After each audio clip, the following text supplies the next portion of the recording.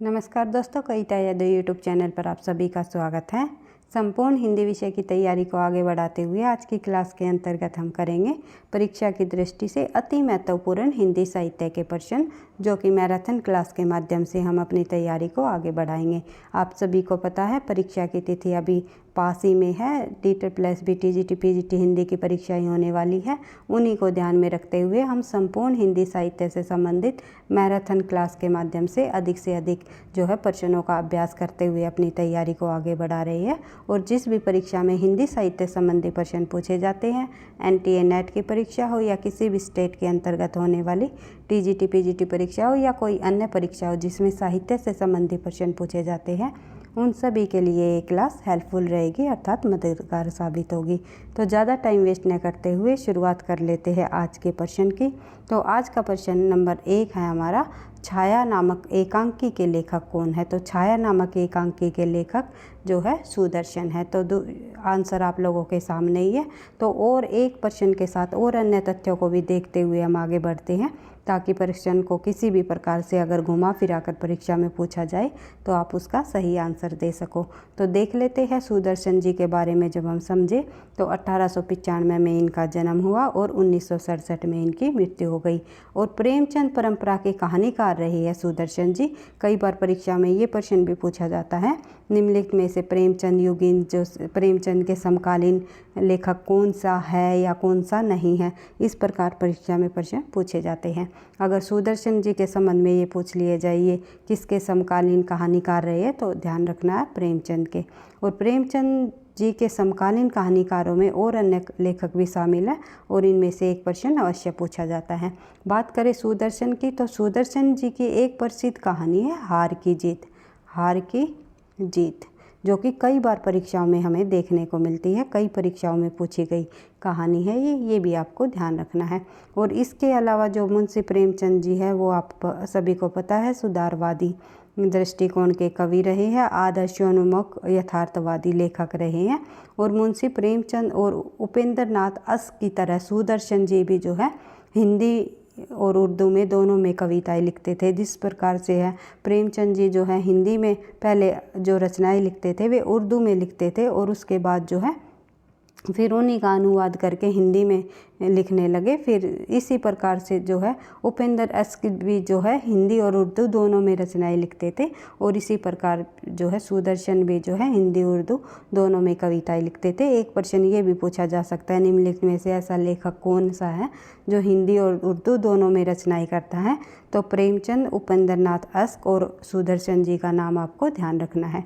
और उसके बाद बात करें आगे, तो इनकी गणना प्रेमचंद संस्थान के लेखकों में विशंबरनाथ कौशिक, राजा राधिका रमन प्रसाद सिंह और भगवती प्रसाद वाजपेयी आदि के साथ की जाती है। सुदर्शन के अलावा इन लेखकों का भी नाम ध्यान रखना है कि प्रेमचंद के समकालीन कवि रहे हैं। उसके बाद आगे बढ़ते हैं। प्रश्न नंबर 2, राजेंद्र यादव की कहानी है। तो निम्नलिखित में से राजेंद्र यादव की कहानी कौन सी है, तो आपको ध्यान रखना है। राजेंद्र यादव की कहानी है जहाँ लक्ष्मी कैद है। तो ये आपको ध्यान रखना है क्योंकि कई बार ये परीक्षाओं में पूछी जाती हैं। जहाँ लक्ष्मी कैद है 1957 ईस्वी की ये कहानी है। राजेंद्र यादव का एक ये कहानी संग्रह है, ये भी ध्यान रखना है। और हंस के संपादक के रूप में स्त्री विमर्श और दलित विमर्श को चर्चा में लाने का सबसे बड़ा श्रेय जो है राजेंद्र यादव को ही जाता है। यादव है भाई, ये थोड़ा टाइपिंग मिस्टेक है। तो आपको ध्यान रखना है कि जो स्त्री विमर्श और दलित विमर्श की चर्चा में लाने का जो श्रेय है निम्नलिखित में से किस कवि को जाता है, तो ध्यान रखना है राजेंद्र यादव को। और हंस पत्रिका के ये संपादक रहे हैं। इन्होंने जो है 1930 ईस्वी में हंस पत्रिका का जो संपादन का कार्यभार संभाला था। इससे पहले जो है पहले जो हंस पत्रिका का जो पहले संपादन हो चुका था वो किसने किया था, मुंशी प्रेमचंद जी ने। ये भी आपको ध्यान रखना है, मुंशी प्रेमचंद ने हंस पत्रिका का संपादन किया था। और उसके बाद जो है बाद में पुनर्संपादक के रूप में पूछा जाए हंस पत्रिका का, तो वो ये है राजेंद्र यादव। बढ़ते हैं आगे। अगला प्रश्न, प्रश्न नंबर 3, इनमें से किस हिंदी आलोचक ने साधारणीकरण की व्याख्या की है। तो कौन सा ऐसा हिंदी आलोचक रहा है जिसमें ने साधारणीकरण की व्याख्या की है?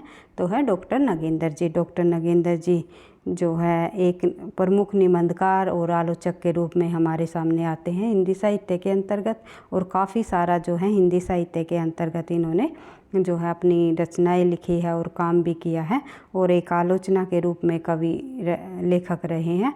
रस सिद्धांत इनकी प्रमुख ग्रंथ माना जाता है, प्रमुख पुस्तक रही है। 1964 ईस्वी में लिखा, साधारणीकरण की व्याख्या की है। इन्हें रसवादी आलोचक भी कहा जाता है। ये पूछा जाता है कि डॉक्टर नगेंद्र किस प्रकार के आलोचक रहे हैं, तो ध्यान रखना है रसवादी आलोचक। उसके बाद देख लेते हैं भाषा पर कबीर का जबरदस्त अधिकार था, वे वाणी के डायरेक्टर थे। यह कथन किसका है? कथनों से संबंधित भी आजकल परीक्षाओं में पूछा जाने लगा है। बदलते हुए पैटर्न, नए पैटर्न के आधार पर हम प्रश्नों को करते हुए आगे बढ़ रहे हैं।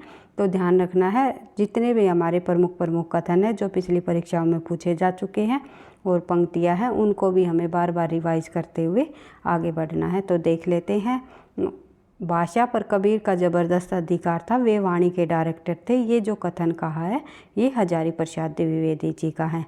उसके बाद देखते हैं आगे, कथन ही है अगला प्रश्न हमारा। तो कथन से संबंधित अगला प्रश्न नंबर 5 हम देखते हैं। तो कबीर तथा अन्य निर्गुण पंथी संतों के द्वारा रागात्मिकता, भक्ति और ज्ञान का योग तो हुआ, पर कर्म की दिशा वही रही जो नाथ पंथियों के यहाँ रही। यह कथन किसका है? तो ये कथन जो है किस विद्वान के द्वारा कहा गया है? ये आपको जो है आचार्य रामचंद्र शुक्ल का कथन देखने को मिलेगा। हिंदी साहित्य के इतिहास के अंतर्गत उन्होंने अपने ग्रंथ हिंदी साहित्य के इतिहास में ये कहा है कि कबीर तथा अन्य निर्गुण पंथी के संतों द्वारा रागात्मिकता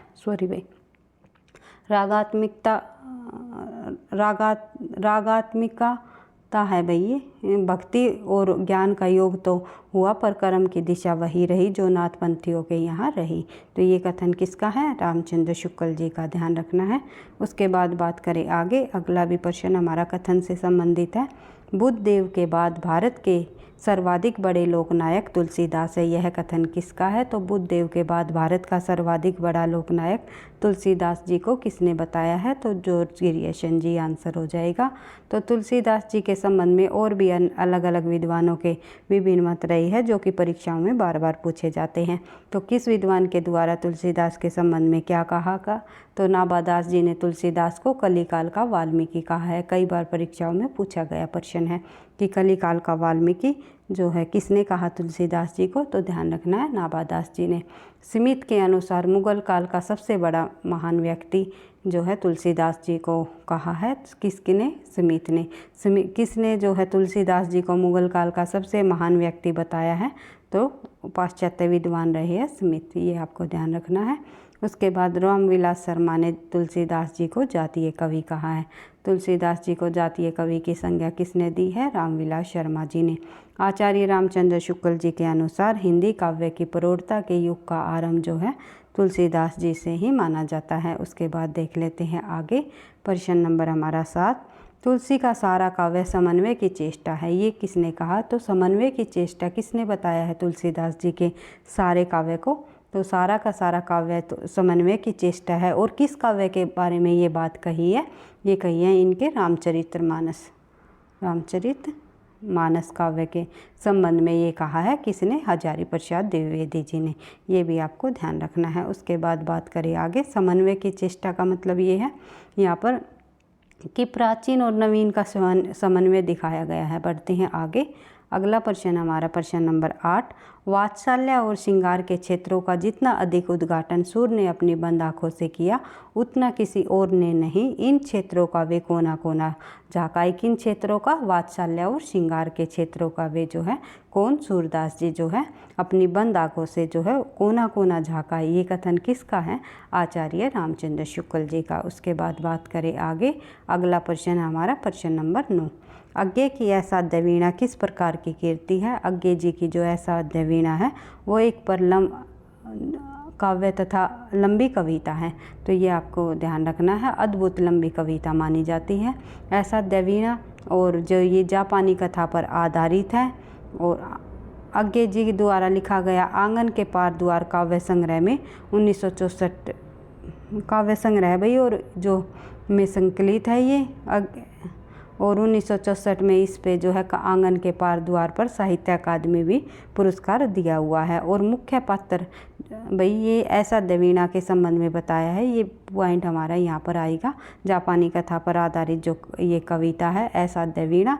इसके बाद इसके ऐसा वीणा के मुख्य पात्र की जब हम बात करें तो व्रज कीर्ति और प्रियवंद है भाई, ये चंद नहीं है, ये टाइपिंग मिस्टेक है। प्रियवंद नामक जो है पात्र रही है। प्रियवंद केस कलम्बी जो ये मुख्य पात्र रही है, कई बार परीक्षाओं में पूछा जाता है। उसके बाद देख लेते हैं आगे प्रश्न नंबर हमारा 10। निम्नलिखित में से जयशंकर प्रसाद का कौन सा नाटक कृष्ण मिश्र के संस्कृत प्रबोध चंद्रोदय की अन्योपदेशिक शैली पर आधारित है? तो कृष्ण मिश्र जी रहे हैं संस्कृत के आचार्य या संस्कृत के लेखक। तो इसके द्वारा लिखा गया प्रबोध चंद्रोदय जो नाटक है जयशंकर प्रसाद का कौन सा नाटक इस पर आधारित है, ये पूछा हुआ है। तो आंसर हो जाएगा हमारा कामना नाटक जो है कृष्ण मिश्र जी द्वारा लिखे गए प्रबोध चंद्रोदय के पर आधारित जयशंकर प्रसाद जी का नाटक है। और जयशंकर प्रसाद जी के ये और अन्य सभी नाटक है, सज्जन, करुणालय, प्रायश्चित, ये सभी नाटक जो है जयशंकर प्रसाद जी के हैं। नाटकों की श्रेणी में यानी कि नाटकों के जो नाटक साहित्य लिखा गया उसमें जयशंकर प्रसाद जी का नाम जो है सर्वश्रेष्ठ रूप से लिया जाता है। जयशंकर प्रसाद ने काफ़ी प्रसिद्ध नाटकों की रचना की है और उन्होंने जो है अपने नाटकों में संवाद शैली का जो है विषय बेजोड़ देखने को मिलता है। कई हमें इनकी विशेषताओं में ये सभी तथ्य हमें देखने को मिलते हैं जयशंकर प्रसाद के। और जयशंकर प्रसाद जी के जितने भी नाटक है जैसे कि चंद्रगुप्त, स्कंदगुप्त, ध्रुवस्वामिनी, राज्यश्री, वो सज्जन, ये सभी तो हम पढ़ ही चुके हैं। साथ साथ आजकल जो परीक्षाओं में प्रश्न पूछे जाते हैं थोड़ा सा जो है पैटर्न थोड़ा बदल चुका है। प्रश्नों को केवल रचनाओं को डायरेक्ट ये नहीं पूछा जाता कि ये रचना किसकी है, इस प्रकार से भी प्रश्न पूछे जाते हैं। लेकिन आजकल जो प्रश्न पूछने की शैली है इस प्रकार से हो गई है कि रचनाओं के अंदर से प्रश्नों को पूछ लिया जाता है कि इस रचना में जो है किस समस्या को दर्शाया है या किस विषय वस्तु पर आधारित है। इस प्रकार काफ़ी प्रश्न हमें देखने को मिलते हैं अभी हाल फिलहाल होने वाली परीक्षाओं में। और जिस प्रकार से अभी हाल फिलहाल की परीक्षाओं में जिस प्रकार से प्रश्न पूछे जाते हैं उन्हीं पर जो है आधारित हम जो है अपनी तैयारी को उन्हीं को आधार बनाकर अपनी तैयारी को आगे बढ़ाएंगे। तो देख लेते हैं सज्जन जो नाटक है जयशंकर प्रसाद जी का 1910 ईस्वी में महाभारत के कथानक पर आधारित ये नाटक है। ये आपको ध्यान रखना है, महाभारत के कथानक पर आधारित कौन सा नाटक है जयशंकर प्रसाद का, वो है सज्जन। और रचना काल 1910। फिर है राज्यश्री 1915 का जो नाटक जयशंकर प्रसाद का हर्षचरित्र तथा चीनी यात्री ह्वेनसांग की कथा पर आधार बनाकर लिखा गया है। उसके बाद जो है अजातशत्रु नाटक है 1922 में। नाटक मगध, काशी, कौशाम्बी व कौशल राज्यों को केंद्र में बनाकर लिखा गया नाटक है। स्कंदगुप्त नाटक 1928 में। यह नाटक जो है भारतीय व यूरोपीय नाटकों का समन्वय है तथा इसमें कुमार गुप्त के विलासी साम्राज्य की आंतरिक स्थिति का चित्रण दर्शाया है। ये ध्यान रखना है। और इनका प्रकाशन वर्ष इनके जयशंकर प्रसाद के नाटकों को भी ध्यान रखना है क्योंकि जयशंकर प्रसाद के नाटकों का जो है एक वर्षन NTA नेट के अंतर्गत या TGT PGT परीक्षाओं में इस प्रकार से भी पूछा जाता है कि जयशंकर प्रसाद के नाटकों को क्रम वाइज लगाइए। तो क्रम वाइज लगाने के लिए आप लोगों को जो है प्रकाशन वर्ष या इनका सन जो है ध्यान रखना है, कौन सा नाटक पहले आया कौन सा उसके बाद आया। तो फिर देख लेते हैं एक घूट नाटक के अंतर्गत जो 1930 में लिखा गया आनंदवादी दर्शन का व्यावहारिक रूप मिलता है। तो ये पूछा जाता है प्रश्न आनंदवादी दर्शन का व्यावहारिक रूप हमें जयशंकर प्रसाद के किस नाटक में मिलता है। तो ये नाटक एकांकी है एक घूट इनका। उसके बाद बात करें आगे, अगला जो नाटक है 1931 में लिखा गया चंद्रगुप्त के साहस व चाणक्य की रणनीति का सशक्त उदाहरण पेश करता है। ध्रुवस्वामिनी नाटक 1933 में। नाटक जो है स्त्री पुनर्विवाह की ऐतिहासिक घटना पर आधारित है। ये पूछा जाता है कई बार परीक्षा में कि जो जयशंकर प्रसाद के किस नाटक में स्त्री पुनर्विवाह की घटना पर की ऐतिहासिक घटना पर आधारित नाटक रहा है, वो रहा है ध्रुवश्यामणी। ये आपको ध्यान रखना है। और प्रकाशन वर्ष 1933। उस पर बढ़ते हैं आगे। अगला प्रश्न हमारा प्रश्न संख्या 11। बानी को सार बखानो सिंगार, सिंगार को सार किशोर किशोरी। ये जो पंक्तियाँ हैं ये प्रसिद्ध कवि देव की है, जो कि रीति काल के अंतर्गत रीतिबद्ध कवि हुए हैं और आचार्य की कोटि में शामिल है, जिन्होंने जो है संचारी भावों की संख्या 34 बताई है देव कवि ने, और जो है एक जो है छल नामक संचारी भाव को शामिल कर दिया है 33 संचारी भावों के अंतर्गत। मूल रूप से संचारी भावों की संख्या पूछ ली जाए तो 33 है, लेकिन देव कवि ने एक संचारी भाव को और जोड़ करके छल नामक संचारी भाव को शामिल किया। बढ़ते हैं आगे। अगला प्रश्न हमारा प्रश्न संख्या 12। निम्नलिखित में से दो समांतर कथा प्रसंगों पर चलने वाला शंकर शेष का नाटक कौन सा है? तो दो समांतर कथाओं पर जो है चलने वाला शंकर शेष जी का जो नाटक है वो है एक और द्रोणाचार्य। एक और द्रोणाचार्य शंकर शेष जी का विसंगति बोध से जुड़े जो शंकर शेष जी रहे हैं वो विसंगति बोध से जुड़े नाटककार रहे हैं। इन्हें एक और द्रोणाचार्य 1967 से विशेष ख्याति प्राप्त हुई है, जो यानी कि इनका जो एक और द्रोणाचार्य नाटक है शंकर शेष जी का, वो एक प्रसिद्ध नाटक रहा है, इसी से इन्हें प्रसिद्धि प्राप्त हुई है। यह दो समांतर कथा प्रसंगों पर चलने वाला नाटक है। कौन सा? एक और द्रोणाचार्य। एक और तो अरविंद और उसके परिवार और कॉलेज के प्रसंग है, तो दूसरी ओर द्रोणाचार्य उनके परिवार व युधिष्ठिर, अर्जुन, भीम, अश्वत्थामा, एकलव्य आदि के प्रसंगों पर आधारित है। ये आपको ध्यान रखना है क्योंकि पात्र पूछे जाते हैं परीक्षाओं में, तो एक और द्रोणाचार्य से संबंधित ये सभी पात्रों को आपको ध्यान रखना है। उसके बाद बात करें आगे। प्रश्न नंबर हमारा 13। प्रश्न नंबर 13 में हम देख लेते हैं कुछ व्याकरण के प्रश्नों को भी मैंने शामिल किया है, काव्यशास्त्र के प्रश्नों को भी लिया है, तो इन संपूर्ण हिंदी से संबंधित प्रश्नों को लाने की मैंने कोशिश की है। तो आई होप आपको वीडियो पसंद भी आएगी। तो पसंद आई तो आप लोग लाइक करना वीडियो को और दोस्तों के साथ शेयर करना, और चैनल पर पहली बार हो तो सब्सक्राइब कर लेना। और जो बच्चे DSSS TGT PGT हिंदी की तैयारी करना चाह रहे हैं, प्रॉपर तरीके से नोट्स चाहिए आपको, अगर ये टेस्ट सीरीज़ भी चाहिए या बिल्कुल हिंदी की आपको फर्स्ट पेपर के साथ आपको तैयारी करनी है, तो आप जो है मेरे व्हाट्सएप नंबर पर मैसेज कर सकते हो। मैं आप लोगों की हेल्प करने की पूरी कोशिश करूँगी। 8383828437। इस नंबर पर आप मैसेज करके बता सकते हो आप किस एग्ज़ाम की तैयारी कर रहे हो और किस प्रकार से आप तैयारी कर रहे हो। तो किसी भी प्रकार की हेल्प चाहिए तो मुझे व्हाट्सएप नंबर पर मैसेज करके पूछ सकते हैं। बढ़ते हैं आगे। अगला जो प्रश्न हमारा वह दौड़ता फिरता है। वाक्य में दौड़ना क्या है? तो वह दौड़ता फिरता है। वाक्य में दौड़ना जो है एक जो है अकर्मक क्रिया है, जहाँ पर जो क्रिया का जो प्रभाव कर्म पर पड़ता है वहाँ हमारी कौन सी क्रिया होती है? अकर्मक क्रिया। और क्रिया का प्रभाव अगर कर्ता पर पड़ेगा तो वहाँ हमारी कौन सी क्रिया हो जाएगी?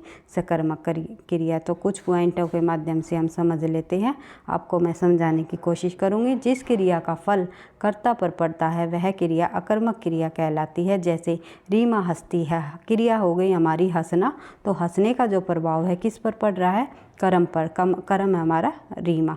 तो यहाँ पर जो क्रिया का प्रभाव अगर जो कर्म पर पड़ता है तो कौन सी क्रिया हो गई? हमारी अकर्मक क्रिया। जैसे बच्चा रो रहा है, रोना क्या हो गया? हमारी क्रिया।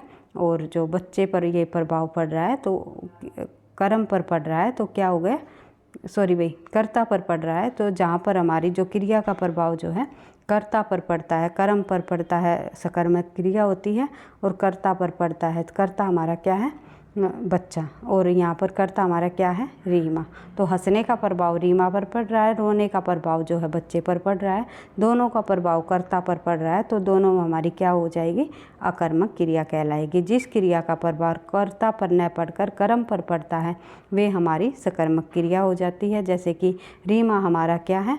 कर्ता है, और सेब हमारा क्या है? कर्म है।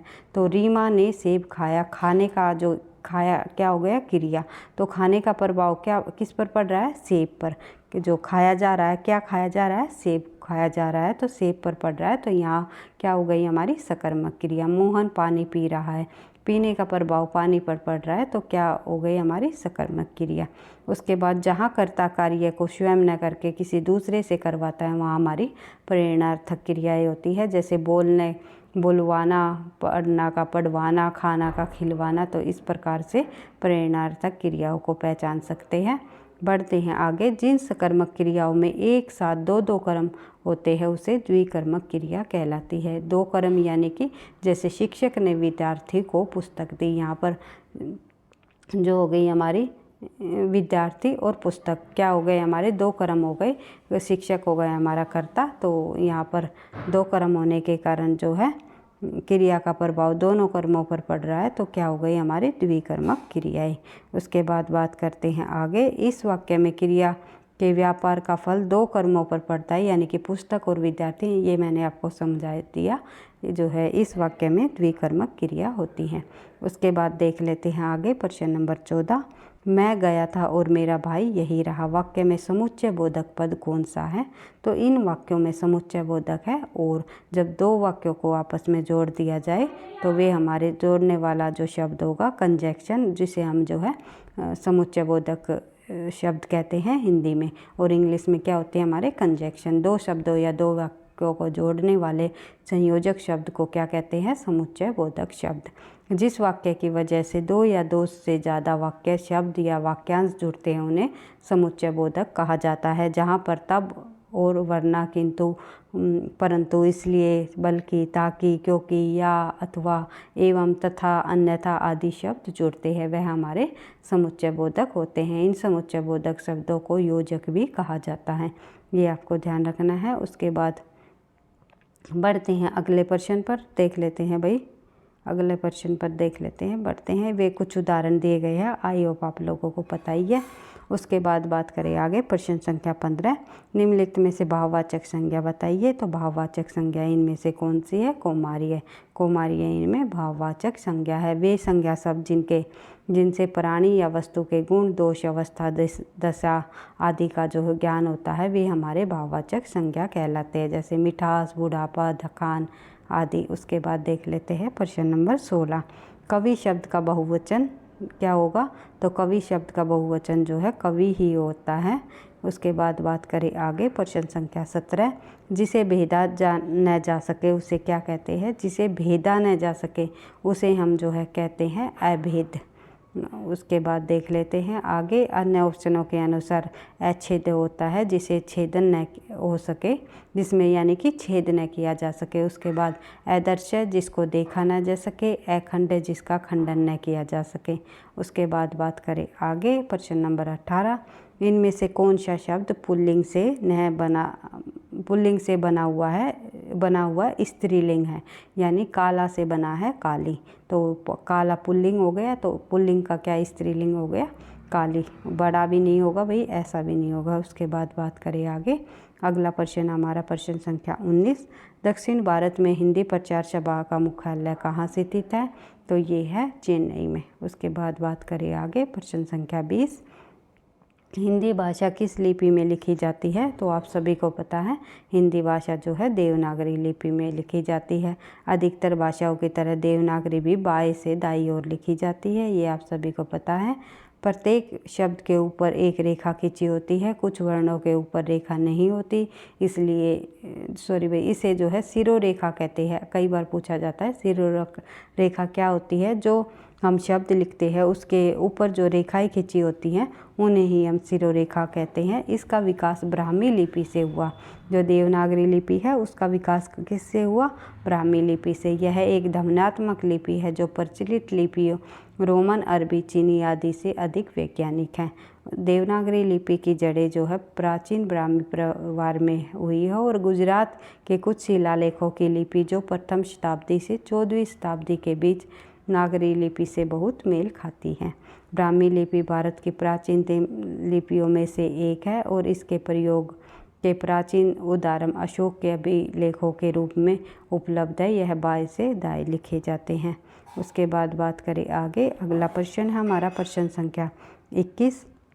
भिखारी दास के काव्य निर्णय में किसका विवेचन है? तो भिखारी दास के काव्य निर्णय में जो है सर्वांग निरूपण विवेचन है, यानी कि सर्वांग निरूपण ये काव्य, ये रचना है भिखारी दास जी की।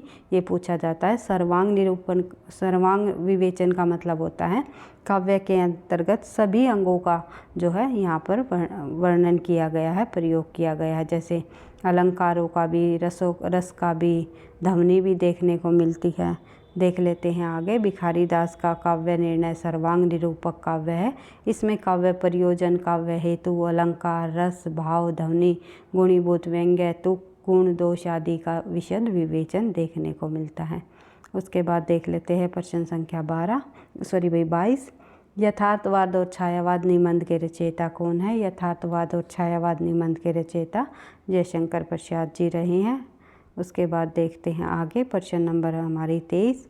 मिला तेज से तेज किस विधा की रचना है? तो सभी प्रकार के प्रश्नों को मैंने लिया है, जो आदिकाल से संबंधित भी, भक्ति काल, रीति काल, आधुनिक काल जो है, और अन्य गद्य विधाओं से भी संबंधित, और जो नाटक के जो गद्य विधाएँ हैं उनसे संबंधित, जैसे कि उपन्यास, निबंध,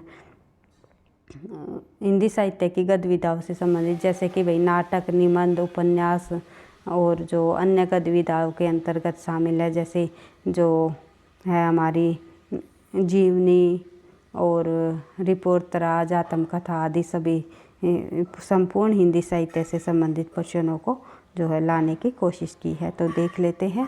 तो मिला तेज से तेज किस विधा की रचना है? विधा पूछी हुई है, तो ये जीवनी विधा की रचना है। और किस लेखिका की है? सुभद्रा चौहान जी की जीवनी है। सुभद्रा चौहान जी की ये जीवनी है मिला तेज से तेज, और इनकी पुत्री के द्वारा ये लिखा गया, जिसका नाम है सुधा चौहान। तो देख लेते हैं। सुभद्रा चौहान की जीवनी, इनकी पुत्री सुधा चौहान ने जो है मिला तेज से तेज नामक पुस्तक लिखी है, और इसे हंस प्रकाशन इलाहाबाद से प्रकाशित किया। उसके बाद बात करें आगे। प्रश्न संख्या 24। छायावाद का पतन पुस्तक के लेखक कौन है? तो इस पुस्तक के लेखक देवराज हैं। उसके बाद देख लेते हैं आगे। प्रश्न नंबर 25। एक पत्नी के नोट्स किसकी रचना है? एक पत्नी के नोट्स ममता कालिया जी की प्रमुख रचना रही है। एक पत्नी के नोट्स ममता कालिया जी ने जो ये रचना लिखी है, ये एक प्रकार से किस विधा की रचना है? उपन्यास है, ये आपको ध्यान रखना है। और यह उपन्यास आधुनिक जीवन बोध के साथ साथ समाज में लिंग भेद को उजागर करता है। और इस उपन्यास के माध्यम से लेखिका ने आज की स्त्रियों की जीवन शैली तथा उनके परिवार पृष्ठभूमि को केंद्र में रखकर यथार्थ को अभिव्यक्त किया है। उसके बाद देख लेते हैं प्रश्न नंबर 26। निर्मल वर्मा का पहला कहानी संग्रह कौन सा है?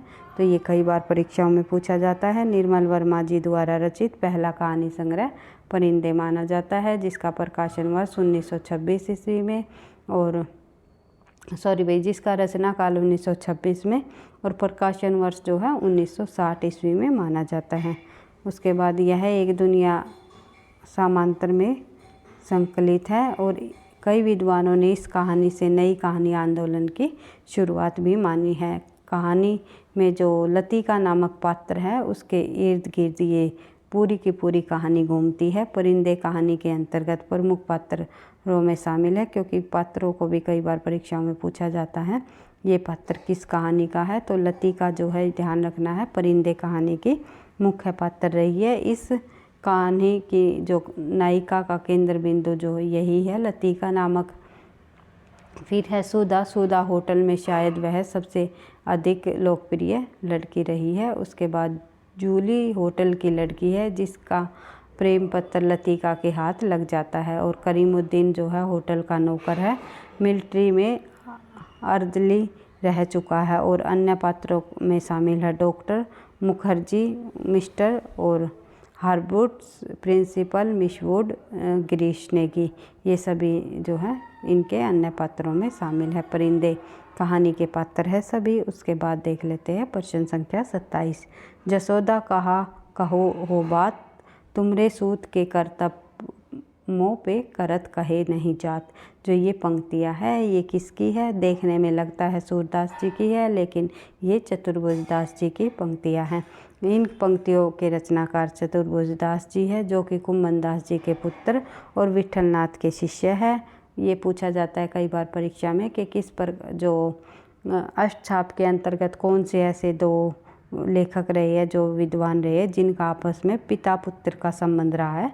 तो चतुर्भुजदास जी का जो पिता है वो कुम्भनदास है, ये आपको ध्यान रखना है। और चतुर्भुजदास जो है विठलनाथ जी के शिष्य रहे हैं और कुम्भनदास जो है ये किसके शिष्य रहे हैं भाई, वल्लभाचार्य के, क्योंकि अष्टछाप के कवियों में 4 शिष्य विठलनाथ के लिए है और 4 शिष्य वल्लभाचार्य जी के शामिल किए हैं। उसके बाद देख लेते हैं आगे द्वादशयश भक्ति प्रताप हितजीव को मंगल इनके ग्रंथ है, यानी किन के ग्रंथ है ये परीक्षाओं में पूछे जाते हैं, चतुर्भुजदास जी के। ये भी आपको ध्यान रखना है क्योंकि चतुर्भुजदास जी के ग्रंथों को जो है ये हितजू को मंगल और ये भक्ति प्रताप कई बार परीक्षाओं में पूछा गया है। उसके बाद देख लेते हैं आगे, अगला प्रश्न है प्रश्न नंबर 28।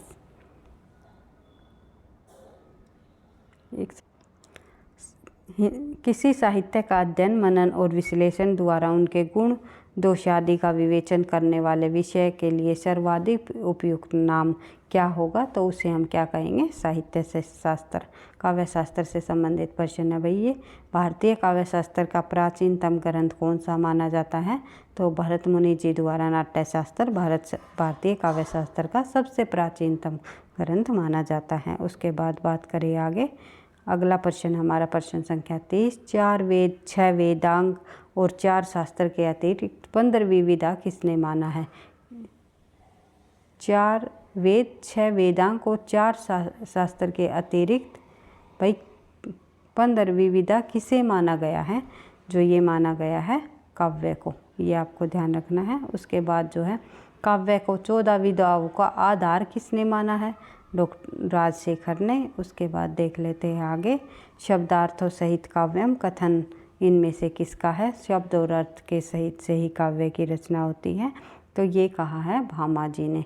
उसके बाद बात करें आगे, अगला प्रश्न हमारा प्रश्न संख्या 33। तो देख लेते हैं, निम्नलिखित को सुमेलित कीजिए और दिए गए कूट की सहायता से सही उत्तर चुनिए। तो शब्दार्थों काव्यम, शब्दार्थों सहित काव्यम आ जाए तो भामा जी की पंक्ति है, भामा की पंक्ति है। लेकिन अगर ये शब्दार्थों केवल ये आ जाए शब्दार्थों काव्यम, तो ये पंक्ति जो है रुद्रट जी की है।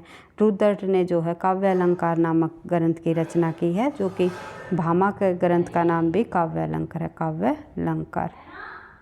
काव्य अलंकार दोनों के ग्रंथों का नाम जो है काव्य अलंकार ही है और दोनों ने जो है एक तरह से सेम परिभाषा दी है, तो ये आपको ध्यान रखना है। उसके बाद बात करें आगे, शब्दार्थ शरीर ताव काव्यम, जो ये किसने कहा है शब्दार्थ शरीर ताव काव्यम, ये जो पंक्ति है ये किसके द्वारा कही गई है, ये है आनंदवर्धन जी की।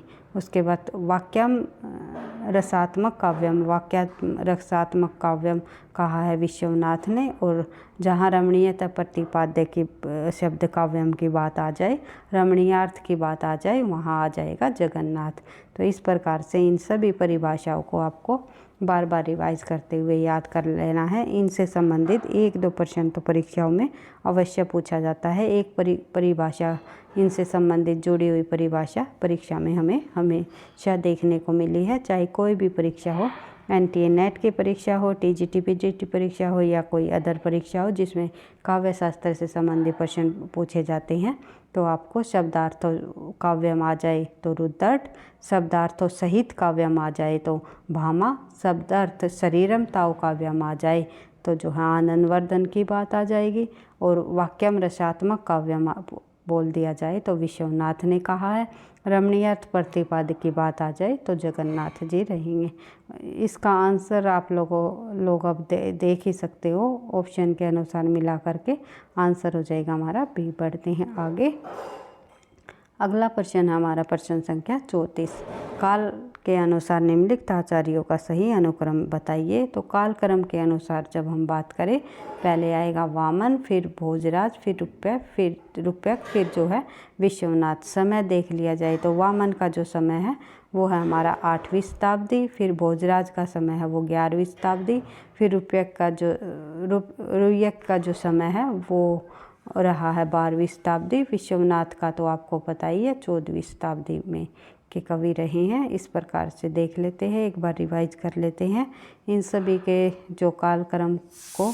तो वामन जी का जो कालक्रम है वो 8वीं शताब्दी रहेगा, काल 8वीं शताब्दी है। और जो भोजराज का काल है वो 11वीं शताब्दी, रुयक का जो है 12वीं, और जो है विश्वनाथ जी का 14वीं शताब्दी।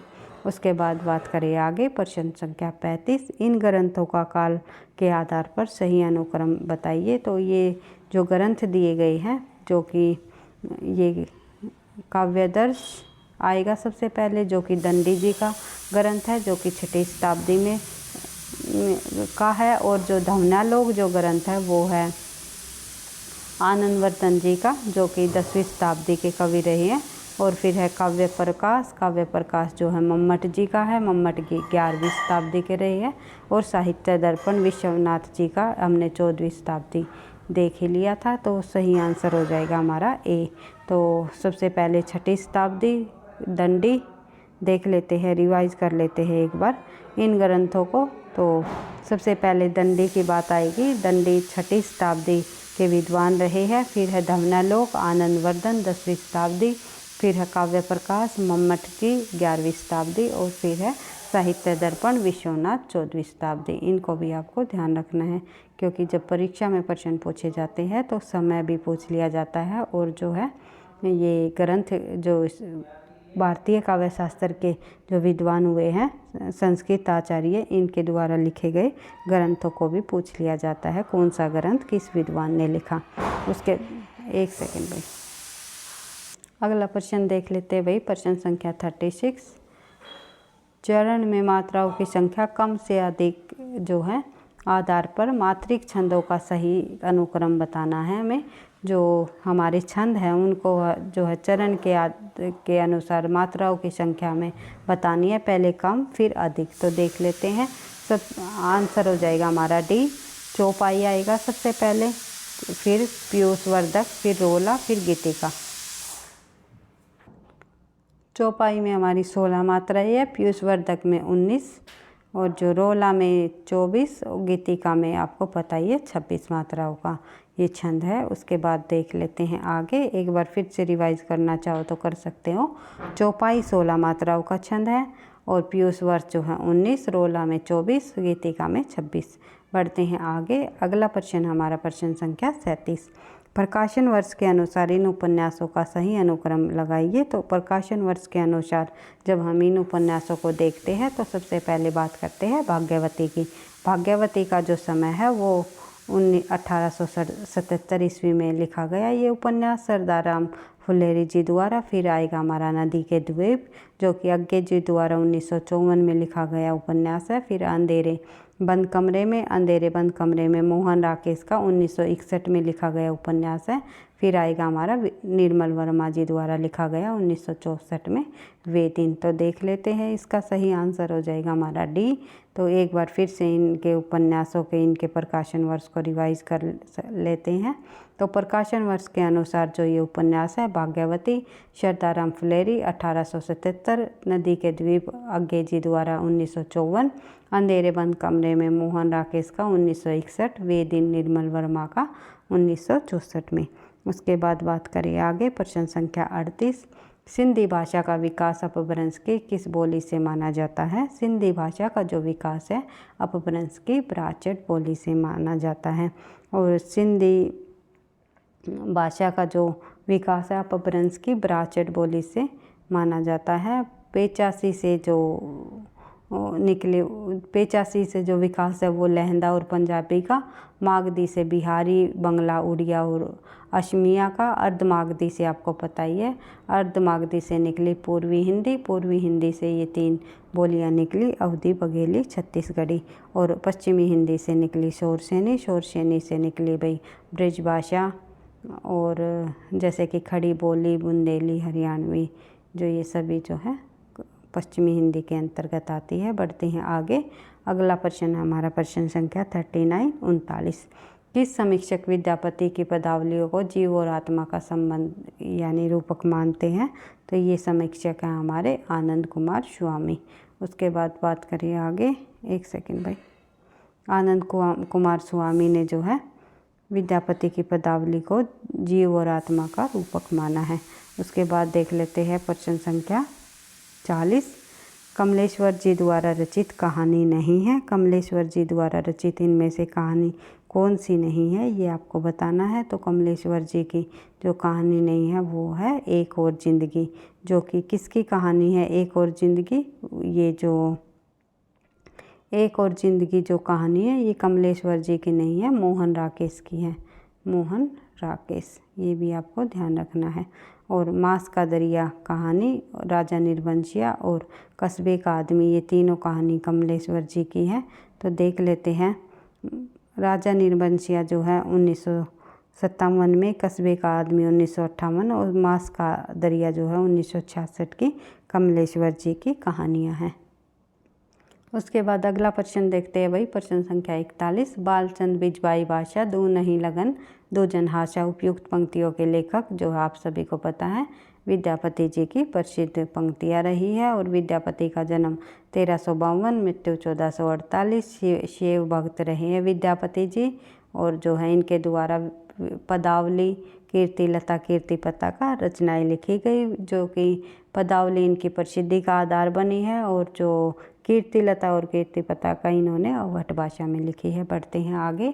प्रश्न संख्या 42। किस रासो काव्य की कथा का वर्णन शुक शुकी के द्वारा किया गया। तो रासो काव्य ऐसा पृथ्वीराज रासो जो ऐसा ग्रंथ है जिसका जो इसकी कथा का वर्णन जो है शुक शुकी के द्वारा किया गया, ये आपको ध्यान रखना है।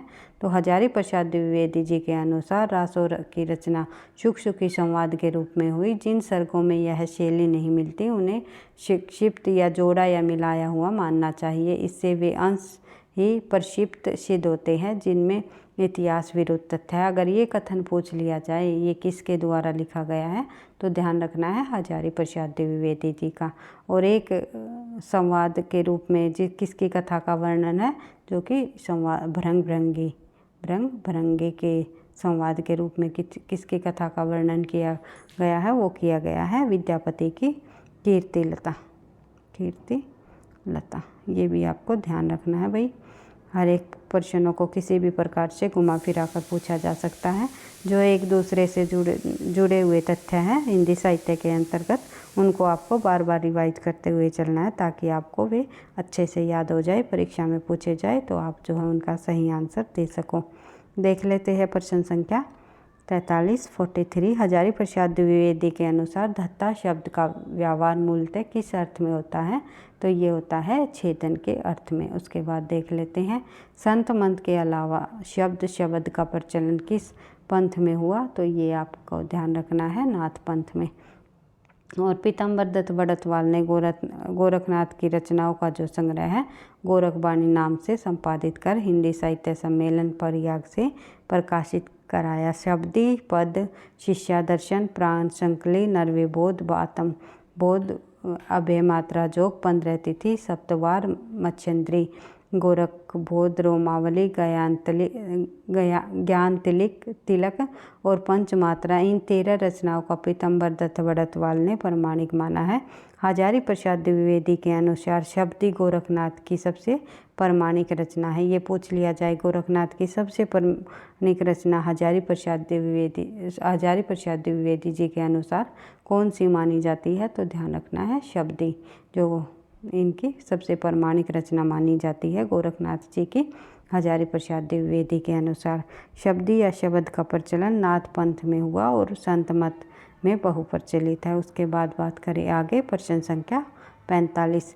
भारतेंदु हरिश्चंद्र के निम्नलिखित रूपकों में से कौन सा जो है भान है, कौन सा नाटक भान माना जाता है, तो इनके आंसर हमारा क्या होगा, विस्मय विस्मोधम भारतेंदु जी द्वारा। और ये सभी नाटक भारतेंदु जी द्वारा रचित है। तो देख लेते हैं भारतेंदु के कुछ जो है मौलिक नाटक है और कुछ उनके अनुदित नाटक है। तो भारतेंदु जी द्वारा मौलिक नाटक है वैदिक हिंसा ने भवती 1873।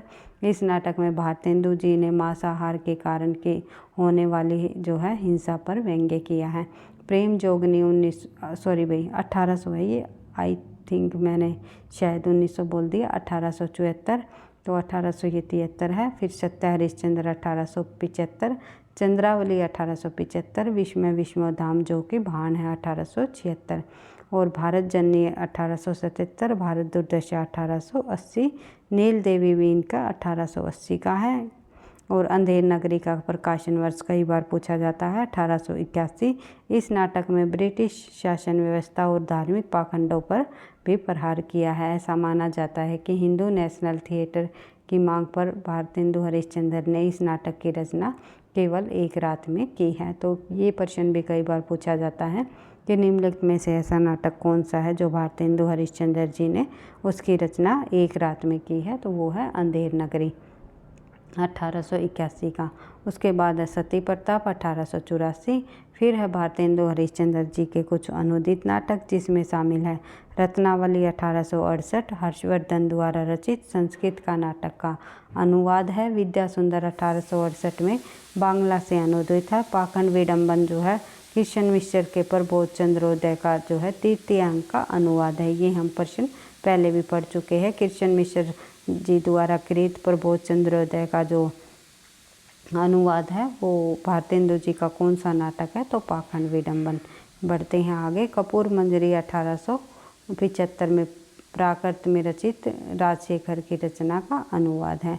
मुद्रा राक्षस 1878 में जो है गुप्तकालीन नाटक विशाख दत्त के संस्कृत का अनुवाद है। और दुर्लभ बंधु 1880 में शेक्सपियर द्वारा रचित नाटक मैनचेस्ट ऑफ वेनिस का अनुवाद है। ये दुर्लभ बंधु भी जो है काफ़ी बार परीक्षाओं में पूछा जाने वाला नाटक है। बढ़ते हैं आगे। प्रश्न संख्या 43। एक सेकंड भाई, देख लेते भाई। प्रश्न संख्या आगे हमारे 46। कविता करना अत्यंत पुण्य का फल है। इस दुराशा और अत्यंत उत्कंठा से कवि जीवन व्यतीत करने की इच्छा हुई। यह संवाद पंक्ति जयशंकर प्रसाद के किस नाटक की है, तो ये जो है स्कंदगुप्त नाटक की है, चंद्रगुप्त की नहीं, ये आपको ध्यान रखना है। जयशंकर प्रसाद के प्रसिद्ध नाटक स्कंदगुप्त के प्रथम अंक में मात्रगुप्त जो है काव्यकर्ता कालिदास का जो ये कथन है, कविता करना अत्यंत पुण्य का फल है। इस दुराशा और अनंत उत्कंठा से कवि जीवन व्यतीत करने की इच्छा हुई। संसार के समस्त अभावों को असंतोष कहकर हृदय को धोखा देता रहा, परंतु कैसी विडम्बना, लक्ष्मी के लालों का भ्रमण और शोभ की ज्वाला के अतिरिक्त मिला क्या। एक काल्पनिक प्रशंसनीय जीवन और दूसरे की दया में अपना अस्तित्व रखता है। जो ये कथन है, ये पंक्तियाँ है, ये किस नाटक की है, तो स्कंदगुप्त नाटक की, ध्यान रखना है। बढ़ते हैं आगे। अगला जो प्रश्न हमारा प्रश्न संख्या 47। ठेस कहानी के लेखक कौन है। ठेस कहानी के लेखक निम्नलिखित में से जो है फणीश्वर नाथ रेणु जी है। फणीश्वर नाथ रेणु जी द्वारा ठेस कहानी की रचना की। इसमें कथानायक जो है सिरचन की सादगी व करुणा की पृष्ठभूमि में उसकी विलुप्त कला के प्रति ललक का मर्मस्पर्शी चित्रण देखने को मिलता है। त्यागपत्र उपन्यास के लेखक आप सभी को पता है जैनेन्द्र जी का प्रसिद्ध उपन्यास है त्यागपत्र, सुनीता और जो परख, ये सभी उपन्यास जो है जैनेन्द्र जी के हैं। जैनेन्द्र जी के प्रमुख उपन्यास 1937 में प्रकाशित हुआ त्यागपत्र। हिंदी का सर्वश्रेष्ठ लघु उपन्यासों में मृणाल नामक भाग्यहीन युवती के जीवन पर आधारित यह मार्मिक कथा अत्यंत प्रभावशाली रही है इसकी। उसके बाद जैनेन्द्र के अन्य औपन्यासिक नाटकों में शामिल है परख 1929, सुनीता 1935, कल्याणी 1939, सुगदा 1953, विवर्त 1953 और व्यतीत भी 1953, जयवर्धन जो है 1956 के उपन्यास हैं। इनके जो उपन्यासों को जो है जैनेन्द्र जी के उपन्यासों को कई बार जो है कालक्रमानुसार भी पूछ लिया जाता है। इनके उपन्यासों को आपको क्रम वाइज ध्यान रखना है। उसके बाद बात करें आगे। अगला प्रश्न हमारा पुरुष परीक्षा किस कवि की रचना है, ये आपको पता ही है, विद्यापति जी की रचना है। विद्यापति की जो रचना है पुरुष परीक्षा, विद्यापति जो है कवि, कंठाभरण, मैथिल कोकिला आदि नामों से जाने जाते हैं। भाई बढ़ते हैं आगे। अगला प्रश्न जो कि विद्यापति की जो रचना है पुरुष परीक्षा जो है संस्कृत भाषा में है, कई बार भाषा पूछ ली जाती है। पदावली मैथिली भाषा में है, कीर्तिलता पताका भट्ट भाषा में, और पुरुष परीक्षा जो है संस्कृत भाषा में लिखी गई रचना है। उसके बाद बात करें आगे, निम्नलिखित में से कौन सा विद्वान पृथ्वीराज रासो को सर्वाधिक अप्रमाणिक ग्रंथ मानता है? तो सर्वाधिक अप्रमाणिक ग्रंथ मानने वाले मोहनलाल विष्णुलाल पांडे जी हैं। उसके बाद बात करें आगे, मेरा जोबना नेवल रा भयो गुलाल, कैसे घर दीनी पर कस मोरी माल। इन पंक्तियों के रचयिता जो है अमीर खुसरो जी हैं। मीरा की उपासना किस प्रकार की है? तो मीरा की उपासना आपको जो है माधुर्य भाव की देखने को मिलती है। बढ़ते हैं आगे, अगला प्रश्न, राग दरबारी उपन्यासों में वर्णित गांव कौन सा है? तो राग दरबारी उपन्यासों में वर्णित गांव शिवपालगंज है। और मैलांचल जो है वर्णित गांव मैलांचल के अंतर्गत जो कि एक आंचलिक उपन्यास है फणीश्वर नाथ रेणुका, मैलांचल का जो गांव मैरीगंज होगा, ये भी आपको ध्यान रखना है। उसके बाद हजारी प्रसाद द्विवेदी द्वारा रचित पहला उपन्यास इनका जो है बाणभट्ट की आत्मकथा। बाणभट्ट की आत्मकथा हजारी प्रसाद द्विवेदी जी का जो है पहला उपन्यास है। उसके बाद बात करें आगे, अगला प्रश्न हमारा महात्मा गांधी के जीवन पर आधारित उपन्यास, वो है पहला गिरमिटिया। उसके बाद देख लेते हैं पहली आंधी उपन्यास की लेखिका, वो रही है हमारी प्रभा खेतान। उसके बाद बात करें आगे, अगला प्रश्न हमारा घुमक्कड़ शास्त्र यात्रा वृत्तांत के लेखक कौन है? तो राहुल सांस्कृतायन जी। उसके बाद देखते हैं आगे, गोवध निवारण की भावना से लिखा गया उपन्यास जो है निसाई हिंदू है। नए प्रश्न थे जो वही वे मैंने आपको विद सॉल्यूशन के साथ करा दिए। इन प्रश्नों का आंसर बताते हुए हम रिवीजन इसलिए कर रहे हैं क्योंकि इन प्रश्नों को बिल्कुल व्याख्या सहित जो है पहले हम कर चुके हैं। जिस भी बच्चे ने पीछे की क्लासेस नहीं देखी है, आप पीछे की क्लास में जो है इन प्रश्नों को जो है अच्छे से पूरी तरह डिटेल से देख सकते हो। अभी फ़िलहाल मैं जो है रिवीजन के तौर पर केवल आंसर बताते हुए प्रश्नों को करेंगे।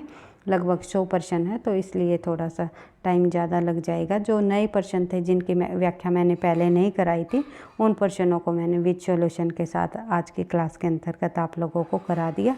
कुछ प्रश्न हमने नए जोड़े हैं और कुछ हमारे जो पीछे के कराए हुए प्रश्न हैं। तो सभी प्रश्नों को जो हम बार बार रिवीजन करेंगे, जितना अधिक बार रिवीजन करेंगे उतनी अधिक हमारी तैयारी अच्छी होती चली जाएगी। तो विनायक जो है किस उपन्यास का पात्र है? आप सभी को पता है, बाणभट्ट की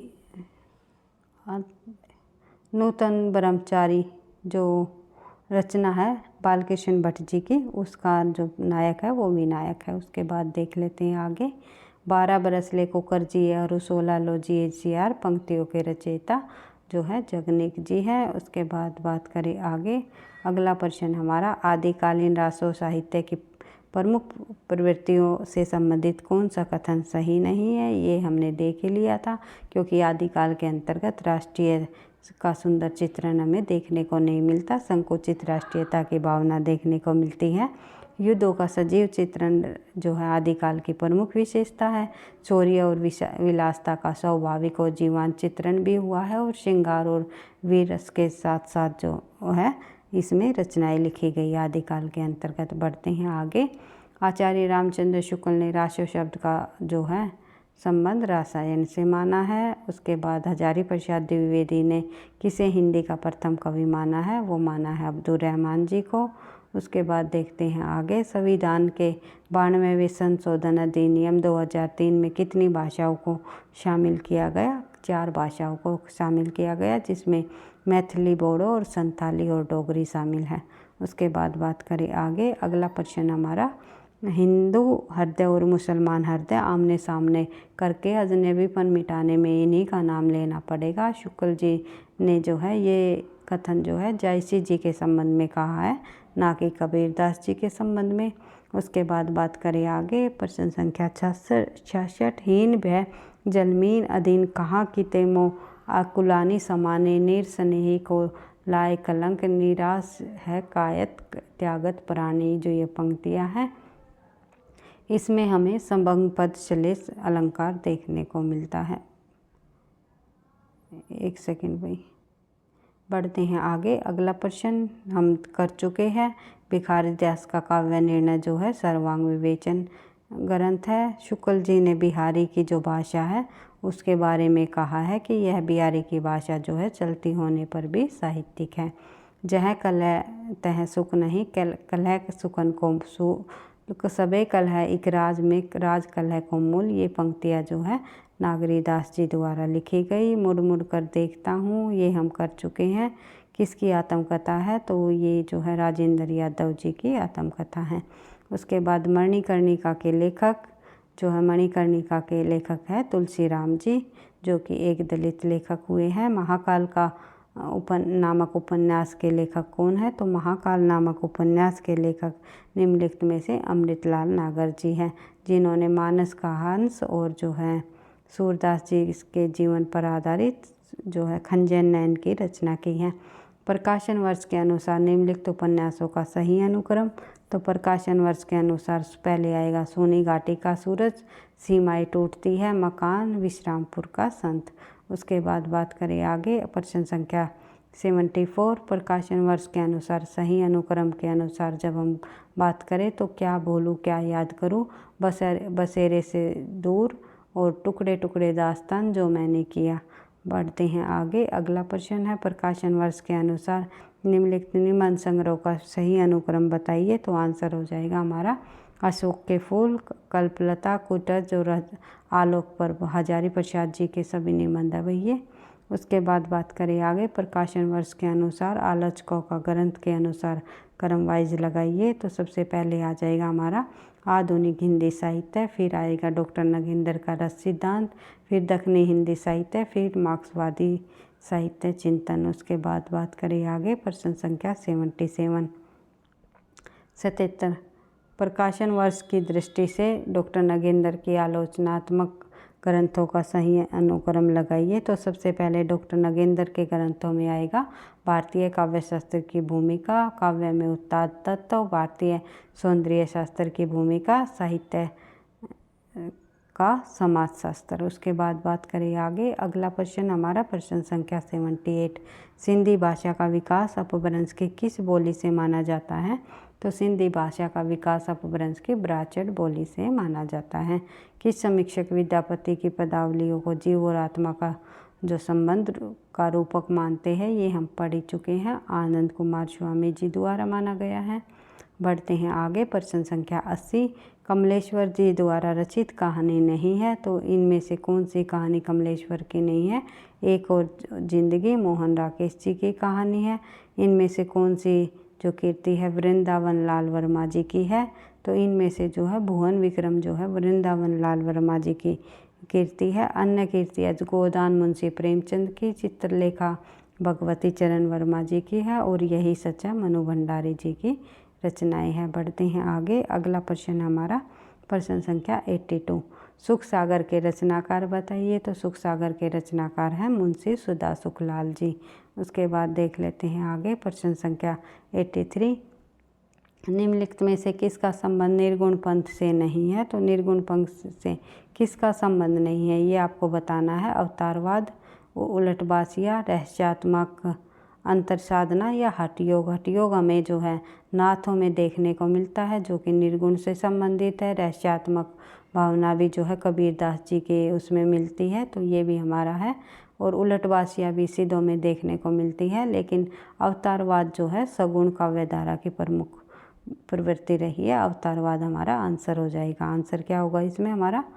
ये आंसर यहाँ पर दिया नहीं हुआ भाई, तो आपको ध्यान रखना है। तो आंसर हो जाएगा हमारा ए, अवतारवाद। उसके बाद बात करें आगे। शुक्ल जी कबीर के किस गुण के कायल थे? तो आपको ध्यान रखना है शुक्ल जी, एक सेकेंड भाई, ये भाई कुछ प्रश्न हमारे जो है एक पैराग्राफ के अनुसार दिए हुए हैं, इनको हम कर देते हैं स्किप।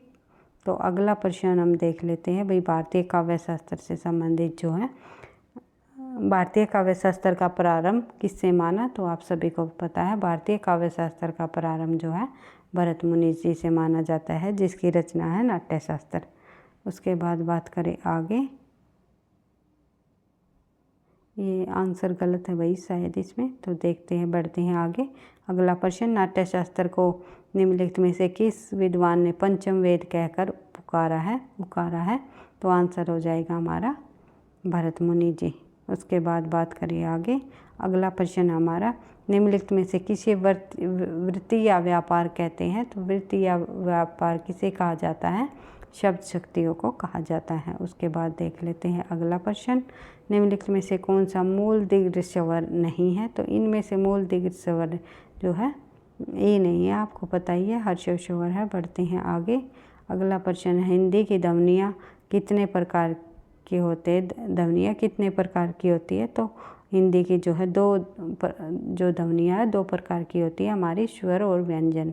बढ़ते हैं आगे। प्रश्न संख्या 93, मात्रा के आधार पर स्वर कितने प्रकार के होते हैं? मात्रा के आधार पर स्वरों की जो संख्या होती है वह हमारी 3 प्रकार के होते हैं। कौन कौन से? हर्ष स्वर, दीर्घ स्वर और प्लुत स्वर। बढ़ते हैं आगे।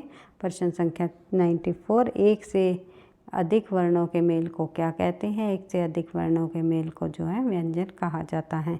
बढ़ते हैं आगे। अगला प्रश्न हमारा प्रश्न संख्या 95, ई च छ ज झ आदि का उच्चारण किससे होता है? तो इन जो वर्णों का उच्चारण है तो हमें तालव्य से हम इन वर्णों का उच्चारण करते हैं।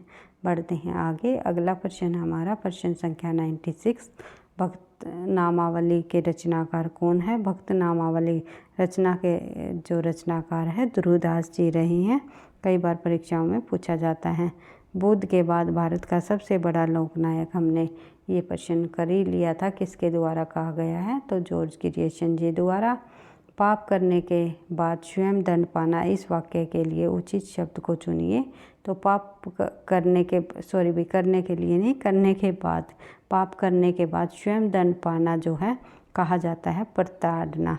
उसके बाद बात करें आगे। अगला प्रश्न है हमारा प्रश्न संख्या 99, व्यवहार में वह बिल्कुल वैसा ही है जैसे उसके पिताजी। यह कथन जो ये किस प्रकार का वाक्य है? वह व्यवहार में वह बिल्कुल वैसा ही है जैसे उसके पिताजी।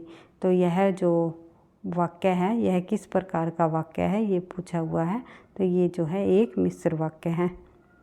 उसके बाद बात करें आगे। अगला प्रश्न हमारा आज का अंतिम प्रश्न है प्रश्न संख्या 100, ढेल सो बनाए आए मेलत सभा के बीच लोगन कवित की वो खेल करी जानो। यह पंक्ति जो है किसके द्वारा रचित है? जो ये पंक्तियाँ जो है निम्नलिखित में से जो है भाई ये ठाकुर की पंक्तियाँ हैं। ढेल सो बनाए आलत मेलत सभा के बीच लोगन कवित की वो खेल करी जानो। ये जो आंसर है यहाँ पर गलत दिया हुआ है, तो इसके आंसर हो जाएगा हमारा ठाकुर। तो ठाकुर जी की ये पंक्तियाँ हैं रीतिकाल के अंतर्गत। उसके बाद घनानंद बोधा आलम ठाकुर, 4 कवि जो ये हैं रीति मुक्त कवि रहे हैं, रीति मुक्त कवि रहे हैं ये ठाकुर जी और घनानंद भी। इस प्रकार से आज की क्लास में हमने जो है लगभग 100 प्रश्नों की रिवीजन हमने कर ली है मैराथन क्लास के माध्यम से। इसी प्रकार से जो है मैराथन क्लास के माध्यम से हम नए प्रश्नों को जोड़ते हुए पुराने प्रश्नों की भी रिवीजन करते हुए अपनी तैयारी को आगे बढ़ाएंगे और अधिक से अधिक प्रश्नों का जो है अभ्यास करते हुए हम आगे बढ़ेंगे। और साथ साथ जो है हम कंटेंट की भी मैराथन क्लास लेकर के आएंगे, जैसे कि उपन्यास, संपूर्ण उपन्यास को करेंगे और संपूर्ण आधुनिक काल को। इस प्रकार से जो है मैराथन क्लास के माध्यम से जो है हम जो है संपूर्ण भाषा विज्ञान के प्रश्नों को करेंगे। तो अब जितनी भी आगे की क्लास होगी लगभग मैं सभी मैराथन क्लास लेने की पूरी कोशिश करूँगी, ताकि परीक्षा तक आपको अधिक से अधिक कंटेंट मिल सके और अधिक से अधिक प्रश्नों की रिवीजन हो सके।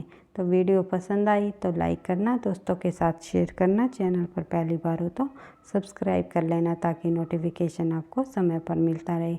पढ़ते रहना, आगे बढ़ते रहना और ये भी ध्यान रखना आपको, जितने हम पढ़ रहे हैं, जितने प्रश्नों की हम रिवीजन कर रहे हैं, तो इन्हीं प्रश्नों में से आपको परीक्षा में भी प्रश्न जो है काफ़ी सारे प्रश्न देखने को मिलेंगे।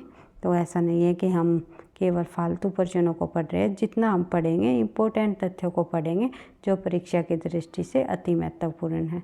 तो इसके साथ ही आज की क्लास को हम यहीं पर जो है समाप्त करते हैं। मिलते हैं कल छोड़ करके परसों, भाई एक दिन छोड़ करके एक दिन आप लोगों के लिए मैराथन क्लास में ले करके आऊँगी, क्योंकि मैराथन क्लास बनाने में भी जो है समय लगता है और इतना समय नहीं होता कि डेली मैं आप लोगों के लिए पूरी मैराथन क्लास को लेकर के आऊँगी।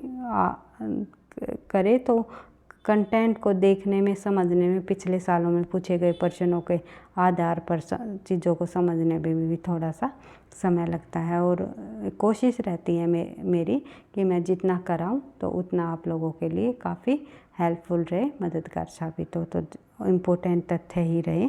तो ये है मेरी पूरी कोशिश रहती है। तो फिर एक बार से मैं आपको फिर से कहना चाहूँगी, वीडियो पसंद आई तो लाइक करना, दोस्तों के साथ शेयर करना, चैनल पर पहली बार है तो सब्सक्राइब कर लेना और पढ़ते रहना, आगे बढ़ते रहना। थैंक यू, धन्यवाद।